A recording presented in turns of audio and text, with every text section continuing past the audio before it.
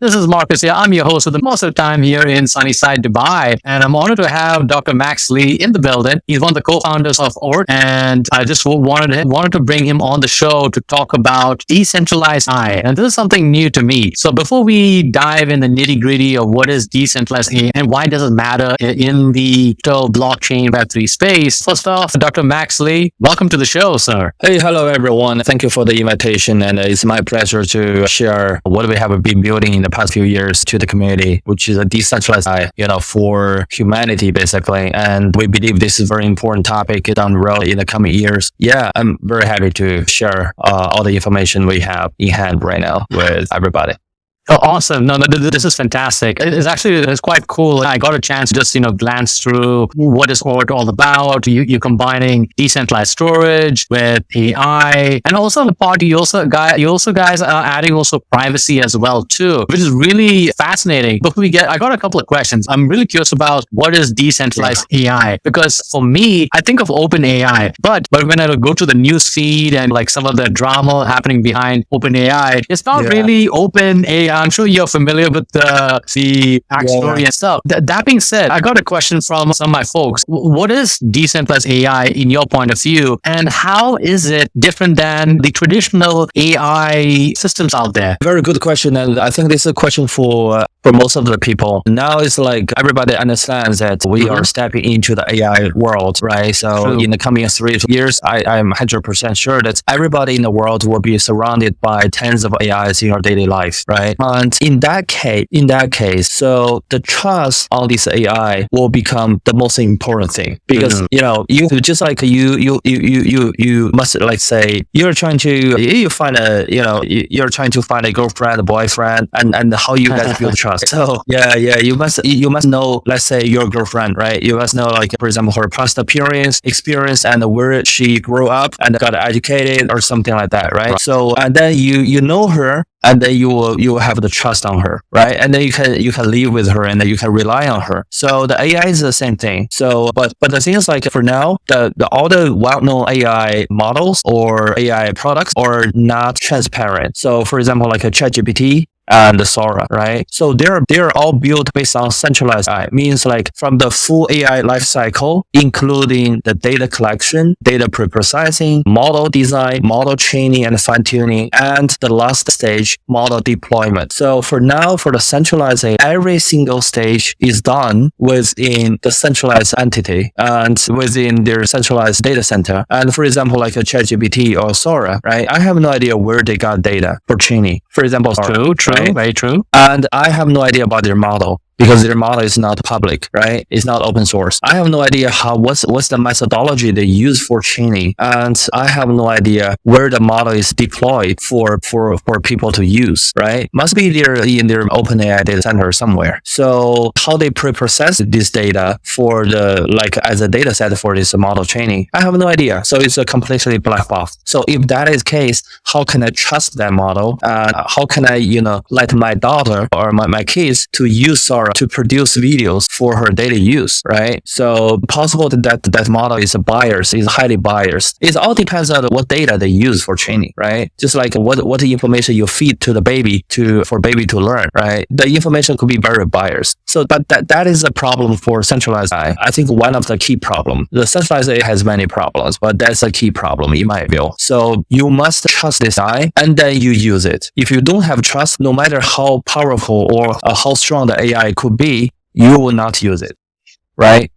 That's the logic. And now decentralized AI is quite different. So it's trying to achieve this transparency goal to be real open AI. That means like from the full AI lifecycle, like what I said, data collection, data processing, model design, model training, and fine tuning, and then model deployment. Every single stage should be decentralized, should be transparent, should be open to everybody. So, and this is the concept of decentralized AI. Let me give you one example. For example, the data collection, which we're gonna launch this product that we call the Oort compute very soon in Q2.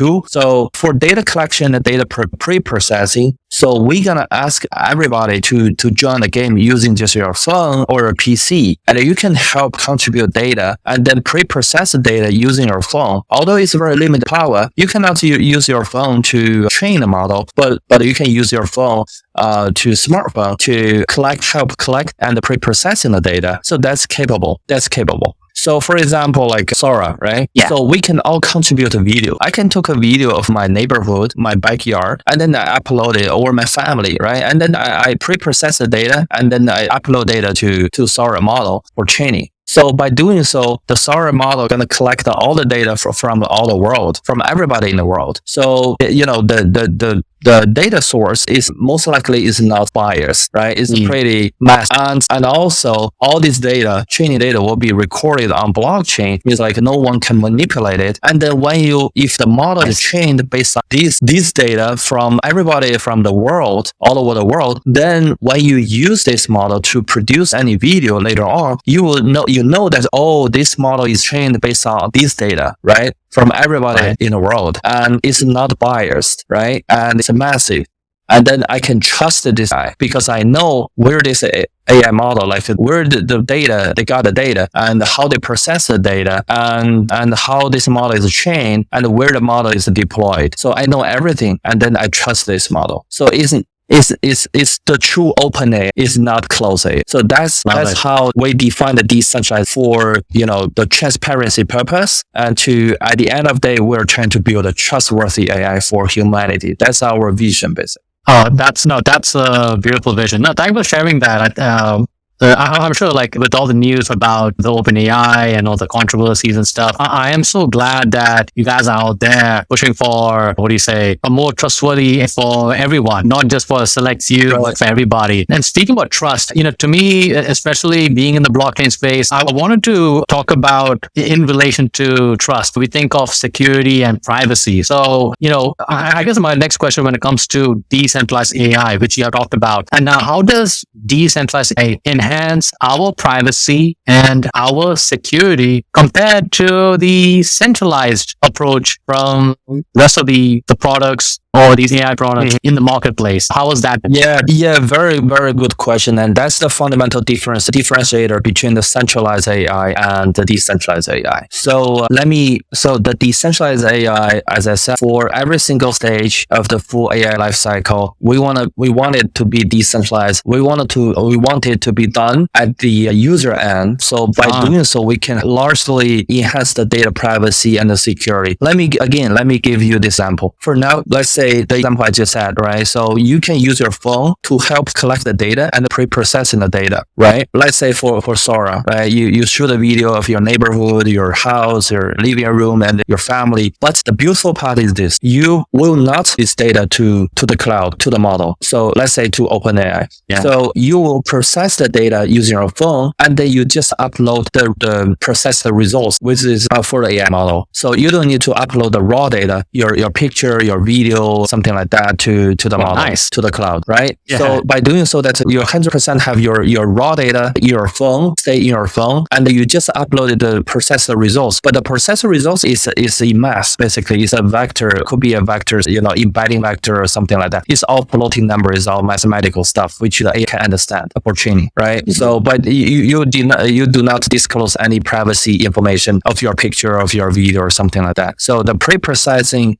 on these pictures and videos or these informations is just trying to grab the features of that picture and then convert it into the mass and then upload the results to the cloud for AI training, right? So that is one example. Very nice, very different from the centralized AI. For centralized AI, that they collect the data from you, the raw data basically, right? For example, like now you're using ChatGPT. ChatGPT allows you to upload your file, your picture on it, and then they can work on it. But no one wanna, that's all about data privacy. You don't wanna, upload all your files and the pictures and the photos in your computer or your phone to ChatGPT, right? No one want to do that because that's lots of privacy stuff, right? Yeah, and another thing is about the deployment side. I want to give you another example to show how decentralized can help guarantee your privacy. Like for the deployment, right? For the deployment, now it's like the large language model the AI model is deployed on a central server by, let's still use OpenAI as an example, right? Yeah. So model is in their data center. And once you're using your ChatGPT, all the information you input into the GPT, including your questions, your comments, your conversations, and your pictures, now you upload your files, right? So everything goes to that data center. Means like there's no privacy at all, right? For the Dec AI, which I just showed a demo in my Twitter days ago to show that we're able to deploy this large language model in a small devices like your PCs or later on even your phones. So you run this model into your local device, and that means what? You can give every information in your device to that model for fine-tuning, for inference, and then that model will have access to all your local devices, your PCs, your phones, and then can help you a lot, can, be your life partner, because they say AI knows everything about your PC, your information, private information. But because we deploy this large language model into your local device, and even your local device is offline, disconnected from the network, you can still use it, and then there's no information leakage to the internet. So it's all local, just like you isolate your AI at home, and then the AI is your home partner, and you get all the private information, but it's your AI. So this will not be accepted by anyone else in the world. It's not. This is a decentralized AI, rather than like everybody is uploading the information to OpenAI data center, and OpenAI knows everything about you. Wow, no, actually I'm blown away because I wasn't expecting this concept of decentralized. It's quite fascinating how you're able to like store data, provide privacy, have security. It's quite new. I'm sure it's quite new to a lot of people because a lot of people are just used to the centralized approach of things. I can see a lot of businesses can benefit from decentralized AI too, because you talked about the individual. I'm in this region where we have a lot of businesses and they are hungry for new technologies, and especially with AI. And now you and your team, you guys are bringing in decentralized AI. I mean, like you guys can provide privacy, security, ease of use. Give me some, I would say, examples of when it comes to businesses. How can they benefit from decentralized AI? Okay, another very, very good question. So for Oort, basically, we already have some customers, Web2 customers, these enterprise customers, such as Lenovo Image, like Dell Technology, all big guys, big names around the world. Yeah. So how does decentralized AI can help these enterprise customers? So basically there's a twofold. One is about this data collection and data pre-processing. So that even for enterprise customers, for these enterprises, right? Yeah. So that for any AI related business, there's two key points to determine if your AI is a business could be successful or not. One is computing power. That's why NVIDIA now is the top, right? True. So everyone needs cars from NVIDIA. Another is about data. Who own the data? Who own the computing power? Who own the AI, right? So for the enterprise customer, now for them is, I will not say all business, but for some businesses, they need to collect lots of valuable data from their customer, from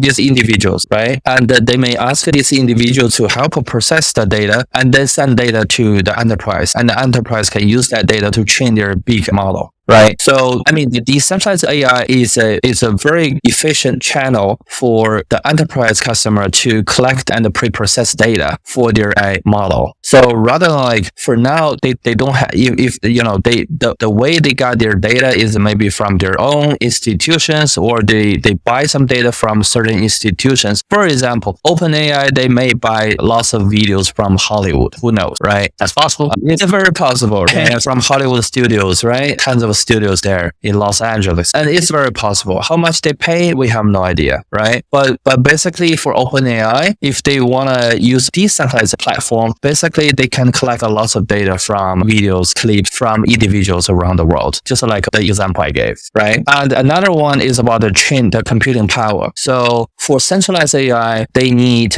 huge data center, right? For model training and fine tuning. But the decentralized, we integrate the utilize computing power around the world. For now that we already integrate almost 30K big or small data centers around the world, covering 108 countries. So these are under computing power. Not all the data centers, they are fully utilized. Many of them are underutilized, right? And then they're not efficiently used. So for enterprise customers, basically, they can leverage this decentralized AI to use these underutilized data centers around the world for their data, for their model training. So this can save them like a loss of cost. It's a big cost saving, especially for enterprise customers. So for example, like Oort storage for the data center storage. So this is one of our, flagship products. It's a decentralized storage infrastructure, 100% alternative to Amazon AWS S3 storage solution. So we can save up to 60% on this data savings. So 60, that's a lot, right? Yeah. And this means a lot to enterprise customers because they spend millions of dollars every month, right, for data storage and data computing and model training. So by using the decentralized AI infrastructure for this model training, so they can save, up to 50%, 60%. So for their data storage, for their data model training. So that's a lot. So 60, that's a lot, right? And this means a lot to enterprise customers because they spend millions of dollars every month AWS, right, for data storage and data computing and the model training. By using the decentralized AI infrastructure for this model training, so they can save up to 50%, 60%. So for their data storage, for their data model training, so that's a lot for the enterprise. So that's why we secured these enterprise customers at this point. Maybe they don't care about that privacy a lot, but they really care about computing and the data storage cost. No, true. No, I can imagine that because in our community, Society X, we have one of our co-founders. He works on Alibaba Cloud. We have the AWS people here. I believe Tencent Cloud is here. Markose is also in the business game. And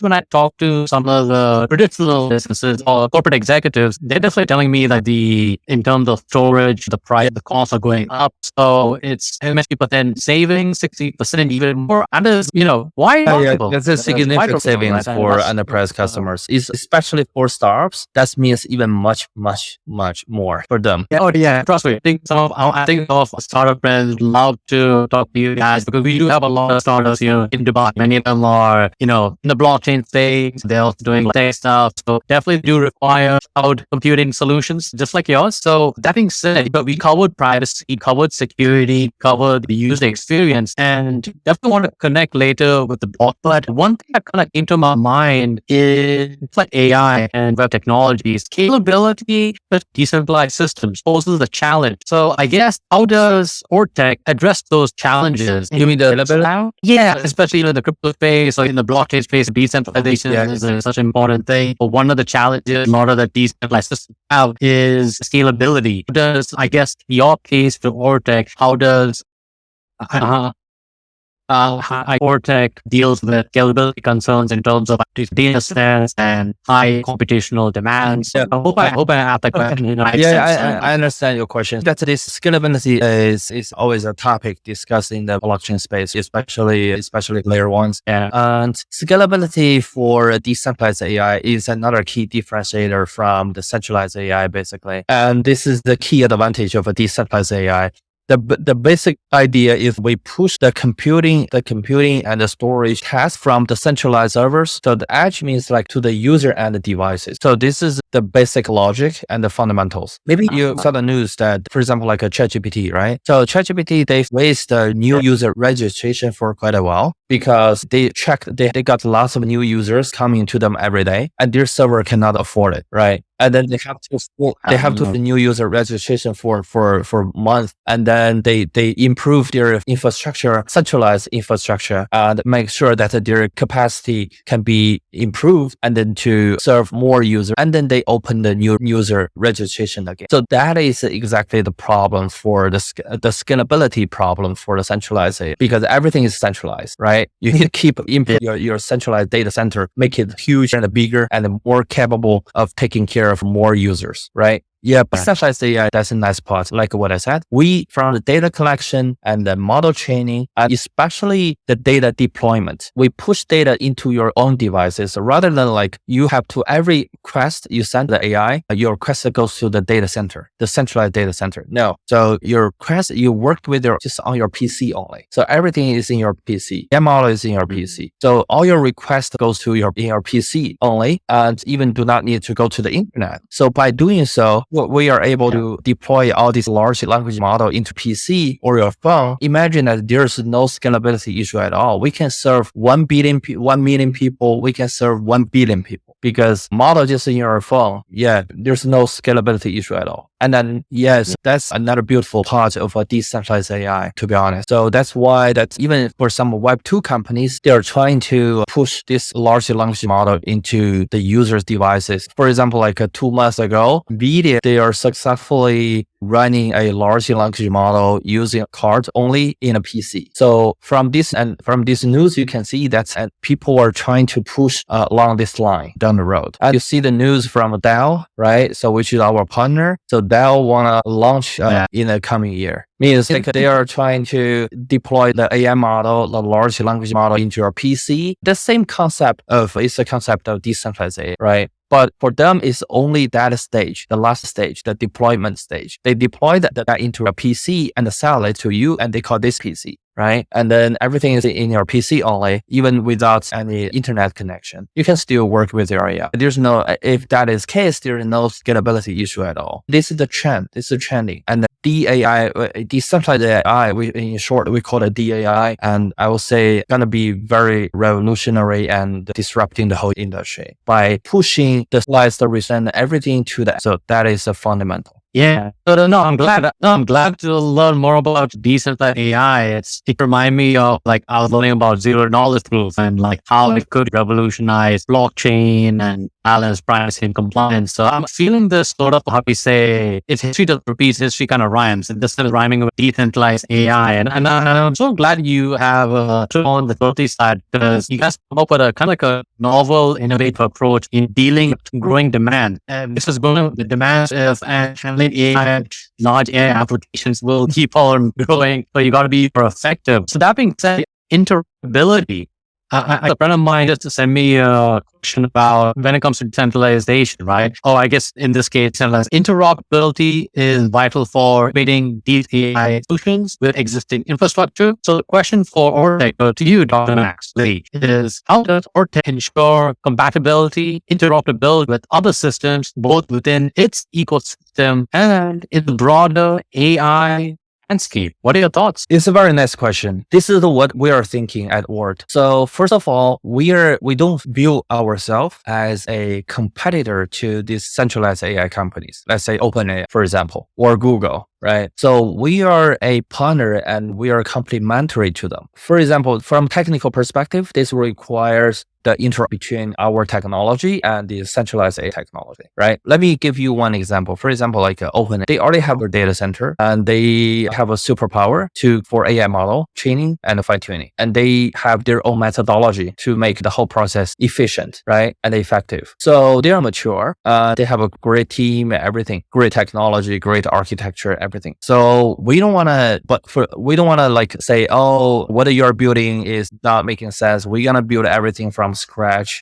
We're decentralized AI. We're disrupting the whole industry. We're going to lead everything in the AI landscape. It's not true. So decentralized AI has its own key features by nature, right? Because of the decentralization. For example, like a data privacy and the security and the cost savings and scalability, just with this key differentiator and the key features, right? So we can definitely complementary to this OpenAI for centralized AI company. For example, like from a data collection, data using other users' smartphones and PCs, we can do this two-stage in a decentralized way, and then we can open source the data set and process the data set, and we can open it to OpenAI. And OpenAI can use our data set for their AI model training, but we have the license. If you want to use our data set collected from millions of individuals around the world, your model or your product have to be open, right? So they have the team to build a great model Of course, they are stronger than Oort, right? But we can use the data and we can use our decentralized resources to push them to be open to the public, to be the real open AI, right? If you want to use my data, your model, let's say you use my data to train the Sora version. Okay, your Sora version 2 must be open source. And for the part, you can use your own data center for training, or you can come to Oort and use our decentralized infrastructure for a model training, because we can save you lots of money for training because we integrate many underutilized computing resources around the world. And they are very high quality and good data centers for data computing and data storage. For example, our data center vendors include the Tencent Cloud, which is a tier 1, right? Uh-huh.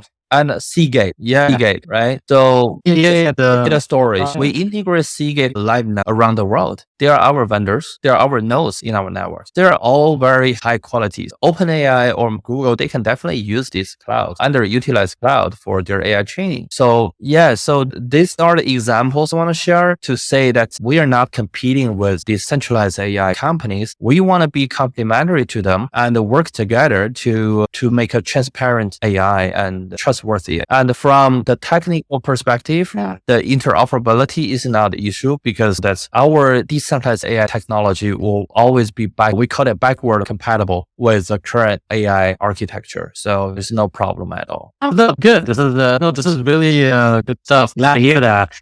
And I want to take a focus on you, actually. Looking at your profile, in an incredible amount of research and patent research papers, and also, if I'm correct, you have did your own consensus. I'm inventor of the new consensus algorithm called a proof of honesty, which is a consensus algorithm we use for layer 1 blockchain Olympus. I'm more curious about what makes proof of honesty unique or different than proof of work, proof of stake, delegated state. So what is the significance of proof of? Very nice questions. That's a different consensus algorithm. They have a different purpose. They solve different problems. We all know proof of work, right? To solve the consensus algorithm in Bitcoin network. Then we come up with POS. So POS, the goal for POS is to make the consensus more environmental efficiency. Means like POW is like you have a big computing power consume, and it's not environmental friendly, right? It's not simple. You pay lots of electricity bills for this hash computing, right? It doesn't make too much sense. So that's why people come up with the POS. So to save the world in terms of trying to be environmental friendly and lower the gas fee basically, because you don't need to pay much electricity bill at that point. So for Filecoin, they have the proof of space, right? Space and time to make sure that a file you stored on IPFS is authentic, as the miners do their work correctly and honestly. So that's the purpose of that consensus. For us, the POW, proof of honesty, the purpose of a proof of honesty is twofold. The first, we want to make sure that all the nodes we integrate into this network are authentic. They are authentic. They are not like a virtual machine or some fake news from the hackers. And the second is, if you are assigned with some task, a task for either for model training or fine tuning or data processing, data storage, so we want to make sure these nodes are executing the task as they are requested in an honest manner. So they cannot say, "Oh, I claim that I trained the model for 3 days, but actually you trained the model only for 3 minutes," and then the reward doesn't make any sense, right? You just send back the results, some random number, and say, "Hey, this is the results," right? It's a media of floating numbers. Who can tell this result is correct or not? So we need a algorithm to make sure that all these nodes are authentic and these nodes are honest nodes. They are always doing good job as requested, other than doing some malicious job and they just want to grab some reward from the network and then send some random stuff. So that's the purpose of proof of honesty. And this actually resolves a long-standing academic problem. In academia, we call it a verifiable computing. So this has been an open problem in computer science for a decade. So the problem of this verifiable computing is like, how can you easily verify the results of your outsourced computing task without re-executing the task? All right. Yeah. There's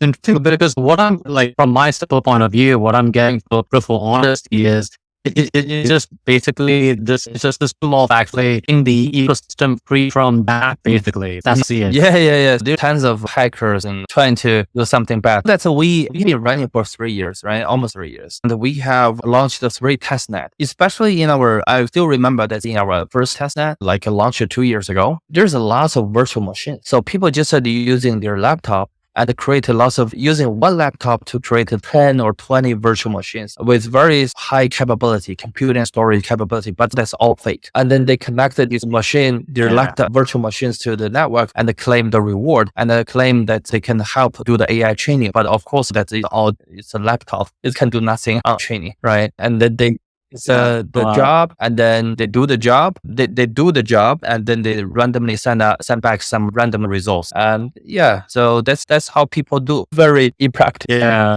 covering your patented consistent proof policy. I think that's very interesting, and I just love how they're using it. And I love the different aspects: privacy, security, user experience, interoperability, scalability. It is all very important. These buzzwords, I guess, so important in the Web3 and the blockchain space. So almost coming close to an end. And I know that I just want to focus on you. I'm told that not only you are the professor at the Columbia University in New York, but also you are a skier, a hiker. This is my favorite, a ukulele player. Interesting. Yeah. Yeah, that's my hobby. Yeah, I'm a big fan of outdoor activities, and I grew up in a mountain area. I was born in China, in the very north part of China, close to the border with Russia, and hometown, we have almost a half year winter, so big snows every year, and we ski a lot when we were a kid, and we hiking in the mountains. I'm a mountain boy, I would say. That's from when I was a kid. I did lots of such stuff, and now I'm still big fan of hiking and outdoor activities, especially ski. And I love road trip a lot. I have done visits almost all the places in the United States in the past couple years just by road trip. I drove a lot.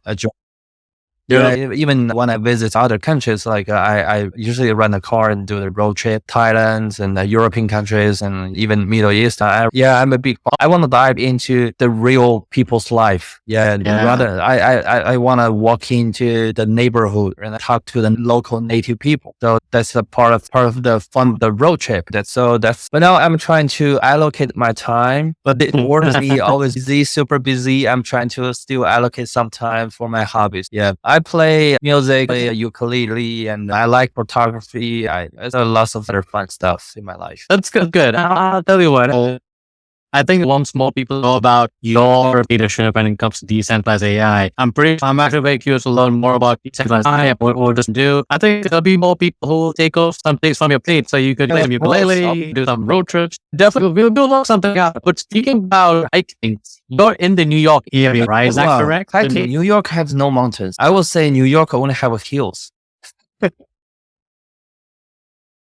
It's like because because I haven't hit up the northeast side of the United States. I guess to you more like hills, but I think I've never been to that side of the United States. I was quite curious if you did something. Middle West, lots of very fantastic national parks in Utah, in Corona, in Arizona. Yeah, I'm a big fan of hiking there, and these are national parks and the mountains. Awesome. All right. I think the more to come, and I know you're almost coming to the end. I'm glad just to learn a little bit about who you are, your personality, and definitely you have such an array of interests. So that being said, being a founder for quite a tech front, and you definitely have been working on real interesting stuff. So I guess I'm curious about what does it look like for you, or it looks like Oort in the next month in the theme of AI. How do you envision? You mean for the AI landscape? How do you see Oort playing its part in the AI landscape? Do you see big opportunities? Do you see more competition coming in? I would say that's because Oort has been there for many years, right? So we launched the project 3 years back, but actually we started to build the technology at my Columbia Research Lab back to 2018. So and we own the patents, we publish academic papers. So it has been there for a while. I would say that we're in a very good position in leading this decentralized AI technology, basically. And for now, we already have one of the the largest infrastructure to support this decentralized platform. Like what I said, we already integrate like more than K data centers around the world, covering 108 countries. We are trying to be the pioneer in the decentralized AI, and we want to be the advocate this concept. Because this is pretty new. We want to be advocating this new concept to more and more people, right? Because we believe this is going to be the future, the near future. Just 3 to 5 years, everybody will start to care about decentralized AI, because for now, this is my vision. So for now, centralized AI is okay because everyone is amazed by these capabilities, like a Sora, like a ChatGPT. People will, wow, this is crazy. So this is very revolutionary. So this is going to change your life for sure. So people are amazed by these fantastic AI capabilities from these centralized AI companies. But the next stage is people, when this AI capability become mature and mature, become stronger and stronger, and will be used in our daily life, then the problem will come and the people will start to think, can I trust this AI? Because I'm talking to this guy every day. So at that point, and the people may start to care about their data privacy, data security, their trust. Then the decentralized AI will dominating the whole AI landscape at that point, because now everybody cared about that. It's much more, for example, if you look at other technologies, it's the same path. That's at the beginning when people start to use cloud server, no one cares about their data privacy, right? Yeah, that's true. People just, cloud is cool. Let's upload all the stuff to the cloud. So let's use cloud, Amazon, Go, whatever. Yeah. But now almost all our devices are connected to cloud. Most of the apps in the backend, they're running on cloud and they collect all your data. And now people start to care about their data privacy. And even these regulators, right? The government regulators, they come up with the regulations. They push this company to have this consent form on data privacy. And they have lots of policies on this data privacy and GDPR, HIPPA, all these regulations, right? But for AI, there's no such thing there, right? I will see it's not that far. So in the coming 3 to 5 years, so people will start to know not only individuals, but also the government. They will start to put lots of this effort on this trustworthy AI, which is the vision of Oort. No, this is such a beautiful vision. And thank you so much for giving us a future cast of what details are going to be. And this is a great vision. It's for me, support that, because we need a trustworthy AI for everyone all across the world. And Dr. Max, first of all, thank you for your service to the Web3 space and also the AI space as well. I think it brought a lot of innovation. And I'm just excited that you and the Oort team would be coming to site and meet with us in person. So yeah, man. So anyway, we are come to a close. So Dr. Max, thank you so much for the time. Really appreciate this. So hey, everyone here at Society X, this is such a great episode. I really learned so much about decentralized AI, and actually I'm really excited. I just love that Dr. Max has covered all aspects of blockchain, scalability, interoperability. My favorite is privacy and user experience, and I think the future is bright. And definitely, I'm glad that you guys are creating products as actually it's the ethical side of things, so which is great. Definitely, I'm excited. So anyways, we gotta go. So be safe. We will see you soon here in 2049 and eat live.